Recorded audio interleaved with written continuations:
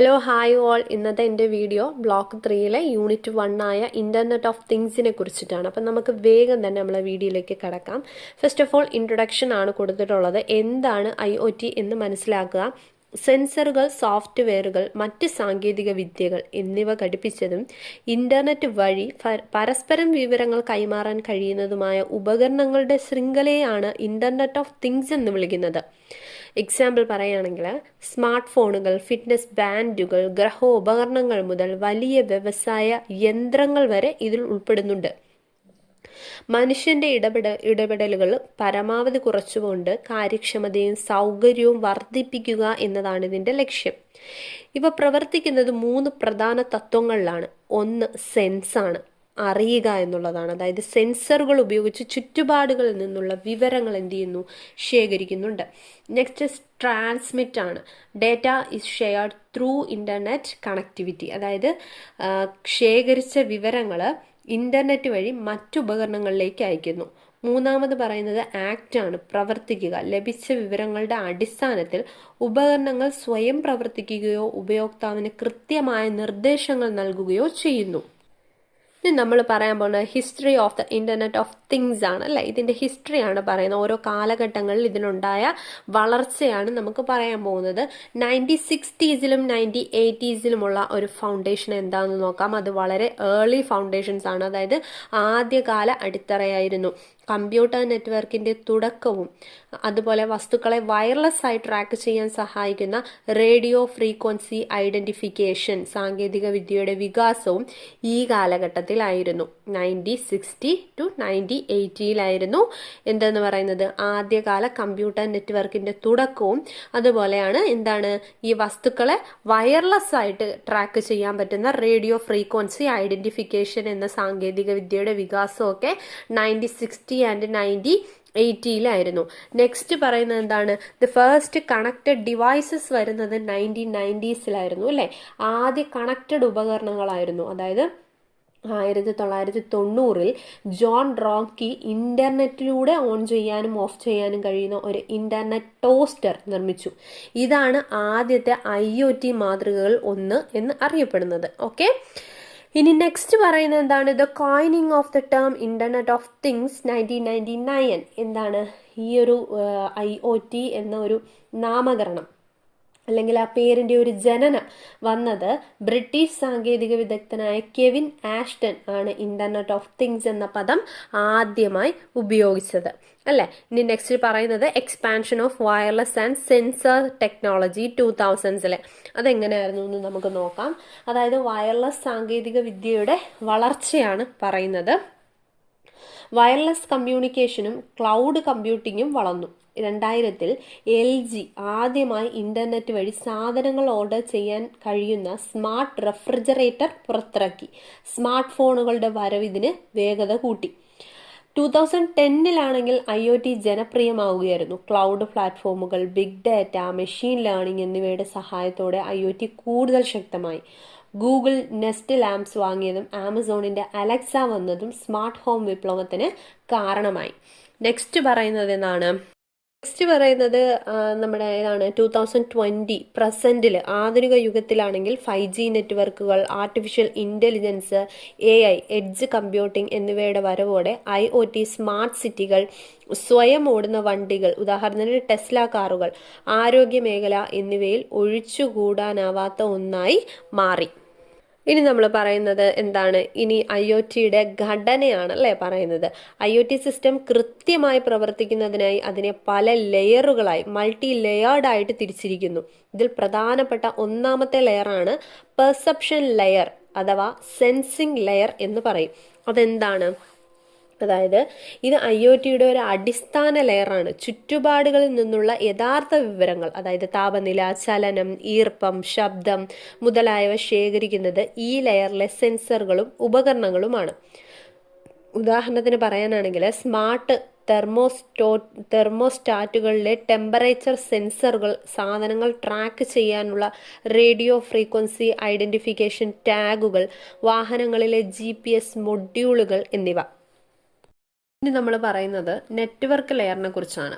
സെൻസറുകൾ ശേഖരിക്കുന്ന വിവരങ്ങൾ സുരക്ഷിതമായി പ്രോസസ്സിംഗ് ലെയറിലേക്ക് എത്തിക്കുന്നു. ഇതിനായി വൈഫൈ, ബ്ലൂടൂത്ത്, 5G, സിഗ്ബി, ലോറാവാൻ തുടങ്ങിയ സാങ്കേതിക വിദ്യകൾ ഉപയോഗിക്കുന്നു. ലോറാവാൻ എന്ന് വെച്ചാൽ ലോങ് റേഞ്ച് വൈഡ് ഏരിയ നെറ്റ്വർക്ക്സുകളാണ്.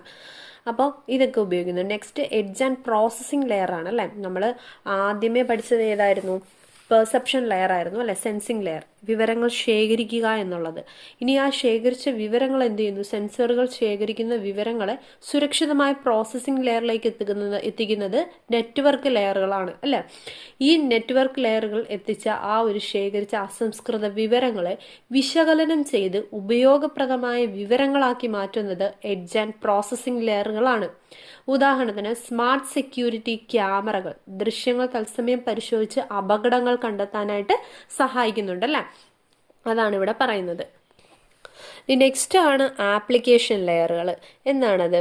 അതായത് ഉപയോക്താക്കൾക്ക് നേരിട്ട് സേവനങ്ങൾ നൽകുന്ന ലെയറാണിത്. ഉദാഹരണത്തിന് ഗൂഗിൾ ഹോം, ആമസോൺ അലക്സ പോലുള്ള സ്മാർട്ട് ഹോം ആപ്പുകൾ, ഹോസ്പിറ്റൽ ഡാഷ്ബോർഡുകൾ എന്നിവ ഇതിനൊരു ഉദാഹരണമാണ് ആപ്ലിക്കേഷൻ ലെയറുകൾ. അപ്പോൾ ഫസ്റ്റ് നമ്മൾ പറഞ്ഞു എന്താണ് സിംപ്ലിഫൈഡ് ആയിട്ട് IoT ആർക്കിടെക്ചർ ഡയഗ്രാം ഇവിടെ കൊടുത്തിട്ടുണ്ട്. സെൻസേഴ്സ്, അത് കഴിഞ്ഞാൽ കണക്ടിവിറ്റി, പിന്നെ data processing, next last one പറയുന്നത് ആപ്ലിക്കേഷൻ സർവീസ് ലെയറാണ്.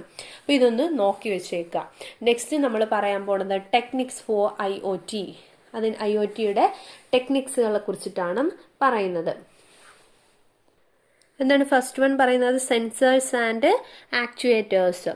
എന്താണ് സെൻസേഴ്സും ആക്ച്വേറ്റേഴ്സും? താപനില, ചലനം, വെളിച്ചം എന്നിവ അളക്കാൻ സെൻസറുകളും നിർദ്ദേശങ്ങൾക്കനുസരിച്ച് പ്രവർത്തിക്കാൻ ആക്ച്വേറ്ററുകളും സഹായിക്കുന്നുണ്ട്. ഉദാഹരണത്തിന് വാതിൽ ലോക്ക് ചെയ്യുക എന്നൊക്കെയുള്ള ഒരു കമാൻഡ് പറയുകയാണെങ്കിൽ അത് അതേപോലെ അനുസരിക്കാനായിട്ട് സെൻസറുകളോ ഇപ്പം നിർദ്ദേശങ്ങൾ പറയുന്നത് ആക്ച്വേറ്ററുകളാണല്ലേ. അത് വാതിൽ ലോക്ക് ചെയ്യുക എന്നൊക്കെ പറയുമ്പോൾ ആക്ച്വേറ്ററുകളൊക്കെ സഹായിക്കുന്നുണ്ട് എന്നാണ് പറയുന്നത്. സെൻസറുകളും ആക്ച്വേറ്ററുകളും എന്നൂടെ പറയാം. സെൻസറുകൾ എന്തിനാണ്? താപനില, ചലനം, വെളിച്ചം എന്നിവ അളക്കാൻ സെൻസറുകൾ ഉപയോഗിക്കുന്നുണ്ട്. ആക്ച്വേറ്റേഴ്സ് ആണെങ്കിലോ നിർദ്ദേശങ്ങൾക്കനുസരിച്ച് പ്രവർത്തിക്കാൻ ആക്ച്വേറ്റേഴ്സുകൾ സഹായിക്കുന്നുണ്ട്. ഇതെന്താണ് പറയുന്നത്?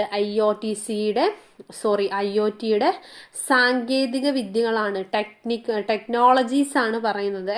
ഇനി ക്ലൗഡ് കമ്പ്യൂട്ടിംഗ് ആണ് നെക്സ്റ്റ് പറയുന്നത്. അതായത് വലിയ അളവിലുള്ള ഡേറ്റ സംഭരിക്കാനും പ്രോസസ് ചെയ്യാനും സഹായിക്കുന്നുണ്ട്. Amazon web services, Google cloud എന്നിവ ഇതിനുദാഹരണങ്ങളാണ്. അതായത് സ്റ്റോറേജ് സംവിധാനങ്ങൾ ഒരുക്കുന്നുണ്ട് ക്ലൗഡ് കമ്പ്യൂട്ടിംഗ് അല്ലേ. ബിഗ് ഡേറ്റ അനലിറ്റിക്സ്, ഉപകരണങ്ങളിൽ നിന്നുള്ള വൻതോതിലുള്ള ഡേറ്റ വിശകലനം ചെയ്ത് ഭാവിയിലെ കാര്യങ്ങൾ പ്രവചിക്കാൻ സഹായിക്കുന്നു. ഇതിനെ ഭാവിയിലെ പ്രെഡിക്റ്റീവ് മെയിൻ്റനൻസിനെ സഹായിക്കുന്നുണ്ട്. ഓക്കെ, നെക്സ്റ്റ് പറയുന്നത് എന്താണ്? AI കുറിച്ചാണ് അല്ലെ. ആർട്ടിഫിഷ്യൽ ഇന്റലിജൻസിനെ കുറിച്ചിട്ട് പറയുന്നുണ്ട്. അതായത് മനുഷ്യന്റെ ഇടപെടലില്ലാതെ സ്വയം തീരുമാനങ്ങൾ എടുക്കാൻ IoT സിസ്റ്റങ്ങളെ പ്രാപ്തമാക്കുന്നു. നെക്സ്റ്റ് പറയുന്നത് 5G നെറ്റ്വർക്ക്സ് ആണ്. അതിവേഗത്തിലുള്ള ഡേറ്റ കൈമാറ്റവും കുറഞ്ഞ ലേറ്റൻസിയും ഉറപ്പാക്കുന്നു. നെക്സ്റ്റ് പറയുന്നത് എന്താണ്? ബ്ലോക്ക് ചെയിൻ ആണ്. ഡേറ്റ കൈമാറ്റങ്ങൾ സുരക്ഷിതവും സുതാര്യവുമാക്കുന്നു. ഇവയൊക്കെയാണ് IoTയുടെ എന്തെന്ന് പറയുന്നത്? ടെക്നോളജീസ് എന്ന് പറയുന്നത്. പിന്നെ ഞാൻ വേറൊരു കാര്യം കൂടെ പറയാം. ഈ IoTയുടെ ടെക്നോളജീസ് തന്നെയാണ് നമുക്ക് ഓരോരോ യൂണിറ്റ്സ് ആയിട്ട് പഠിക്കാനും ഉള്ളത്. ഇപ്പം ലാസ്റ്റ് ബ്ലോക്കിലെ യൂണിറ്റ്സ് ആണ് ബ്ലോക്ക് ചെയിൻ എന്നുള്ളത്. ആർട്ടിഫിഷ്യൽ ഇൻ്റലിജൻസ് ഒരു യൂണിറ്റ് ആണ്. അതുപോലെ തന്നെ ബിഗ് ഡേറ്റ അനലിറ്റിക്സ് ഒരു യൂണിറ്റ് ആണ്. അങ്ങനെ ഓരോന്നും നമുക്ക് യൂണിറ്റ് ആയിട്ട് പ്രത്യേകം സെപ്പറേറ്റ് ആയിട്ട് പഠിക്കാനുണ്ട്. ഓക്കെ, ഇനി നമ്മൾ പറയാൻ പോണത് ഇതിന്റെ ആപ്ലിക്കേഷൻസിനെ കുറിച്ചിട്ടാണ്. Applications of IoT. Next application of IoT. First one എന്താണ് പറയുന്നത്? മാനുഫാക്ചറിങ്, ഇൻഡസ്ട്രി 4.0 അല്ലേ. നിർമ്മാണ മേഖലയിൽ എങ്ങനെയാണ്? യന്ത്രങ്ങളുടെ തകരാറുകൾ മുൻകൂട്ടി കണ്ടെത്താനും ഉൽപാദനം വർദ്ധിപ്പിക്കാനും സഹായിക്കുന്നു എന്നുള്ളതാണ് അതിലെ മെയിൻ പോയിന്റ്. അപ്പം ഒരുപാട് പോയിന്റ്സുകൾ ഇവിടെ പറയുന്നുണ്ട്. എക്സാമ്പിൾസ് ആയിട്ട് സീമൻസ്, ഗ്ലോബൽ ലീഡർ ഇൻഡസ്ട്രിയൽ ഓട്ടോമേഷനെ കുറിച്ച് പറയുന്നുണ്ട്. അത് അവരുടെ ബ്രേക്ക് ഡൗൺ ആയിട്ടുള്ള മുൻകൂട്ടി അവരുടെ മെഷീൻസിൽ വരുന്ന തകരാറുകൾ മുൻകൂട്ടി കാണാനായിട്ട് സഹായിക്കുന്നുണ്ട് ഈ IoT. ഓക്കെ, അത് ആപ്ലിക്കേഷൻസ് ഒക്കെ അതിനാണ്, നിർമ്മാണ മേഖലയിൽ അതിനായിട്ടാണ് IoT ഉപയോഗിക്കുന്നത്. പിന്നെ ആരോഗ്യ മേഖലയിലാണെങ്കിൽ, അതായത് ഹെൽത്ത് കെയറിലാണെങ്കിൽ എങ്ങനെയാണ്, രോഗികളുടെ ആരോഗ്യം വിദൂരത്തിരുന്ന് നിരീക്ഷിക്കാനും റിമോട്ട് മോണിറ്ററിങ്ങിനും സ്മാർട്ട് ഫിറ്റ്നസ് ട്രാക്കറുകൾ വഴിയും സഹായിക്കുന്നുണ്ട്.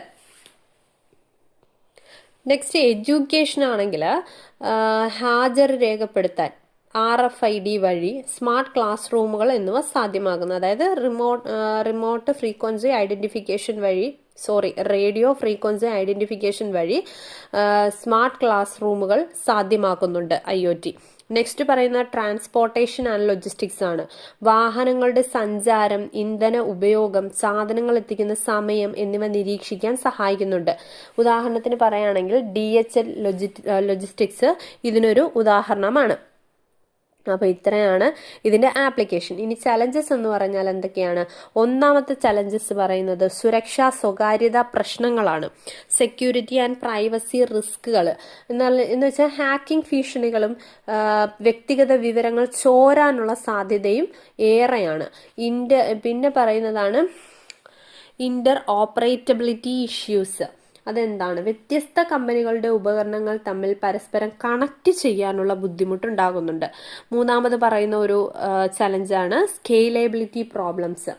അതായത് കോടിക്കണക്കിന് ഉപകരണങ്ങൾ ഒരുമിച്ച് കൈകാര്യം ചെയ്യുമ്പോഴുണ്ടാകുന്ന നെറ്റ്വർക്ക് പ്രശ്നങ്ങൾ ഉണ്ടാകുന്നുണ്ട്. നെക്സ്റ്റ് പറയുന്നത് എന്താണ്? ഹൈ കോസ്റ്റ് ആണ്.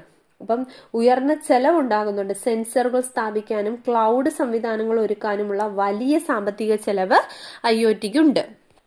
നെക്സ്റ്റ് പറയുന്നത് ഫ്യൂച്ചർ ഓഫ് IoTയുടെ ഭാവി, AI, 5G, ബ്ലോക്ക് ചെയിൻ എന്നിവയുടെ സംയോജനം. ഇവ ഒന്നിക്കുമ്പോൾ കൂടുതൽ ബുദ്ധിപരവും സുരക്ഷിതവുമായ സിസ്റ്റങ്ങൾ രൂപപ്പെടുന്നു. സ്മാർട്ട് സിറ്റികൾ, അതായത് ഗതാഗത നിയന്ത്രണം, മാലിന്യ സംസ്കരണം എന്നിവ സ്വയം നിയന്ത്രിക്കുന്ന നഗരങ്ങൾ. ഉദാഹരണത്തിന് സിംഗപ്പൂർ.